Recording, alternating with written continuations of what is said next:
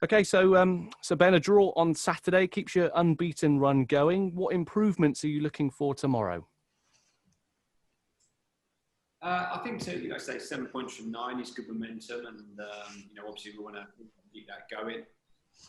We reviewed the game today and identified 1 or 2 areas that we like to do a bit better, but also not go away from some of the good elements of the game. So, like I say, we've reviewed it, we've identified a couple of areas, and we'll be looking to build on those tomorrow. Will you rotate your squad? I imagine Aaron Ostuma is knocking on your door at the moment, isn't he?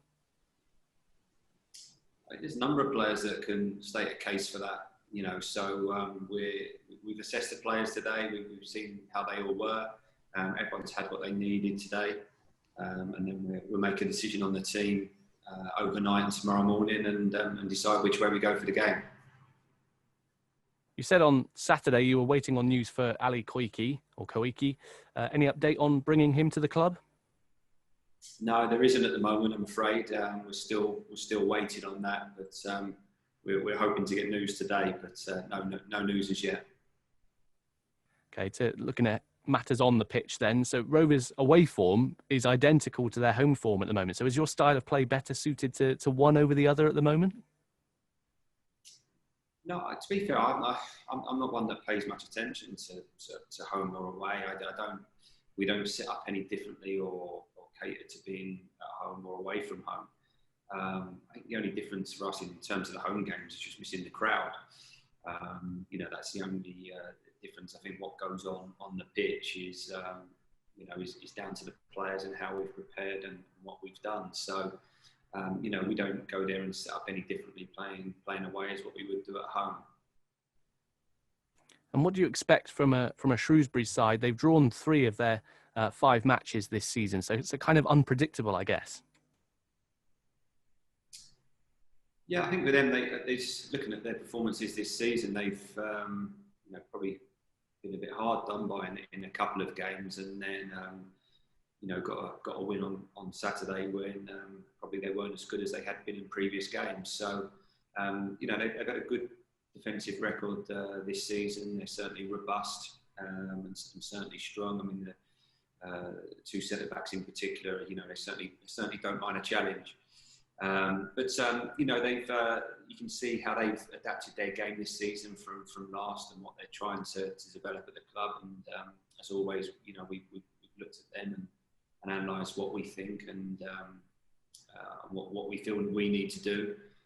And like I said, we've also addressed what we did on Saturday and identified where we could improve ourselves. So that's always the most important thing, in my opinion. And this is going to be the start of 2 away trips back-to-back, a real sort of test for the squad this week.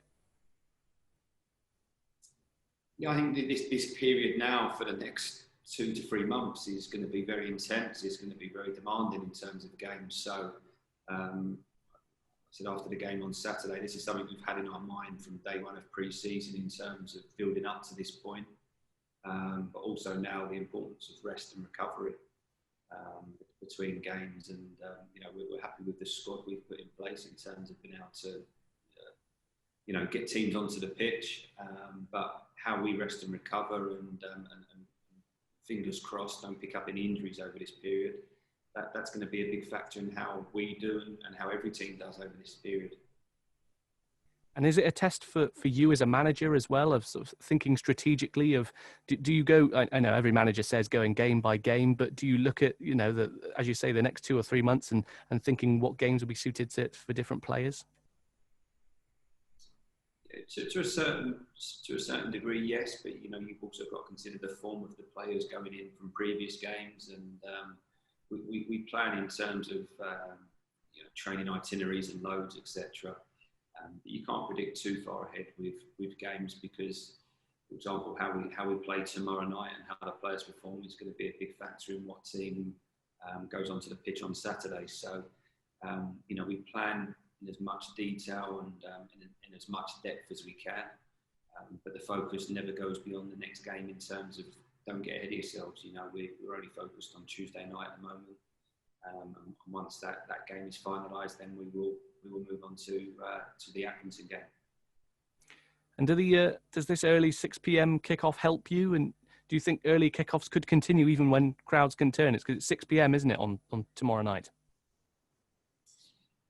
Yeah, I mean, I think that's it's a help for the players. I think post game, I just think it means getting back slightly earlier and probably less disrupted sleep. So I think a number of teams are trying to now go slightly earlier kickoffs. The agreement we had with Shrewsbury would be a 6 o'clock kickoff, but if fans had returned by this point, it would revert to 7:45. So I think once fans do return to games, which you know, hopefully we can get at some point. Then I expect kickoffs to revert back to where they were, because you need to allow supporters time to get home from work and get to games, etc. So I just think at the moment the earlier kickoffs is because you haven't got that factor to take into consideration.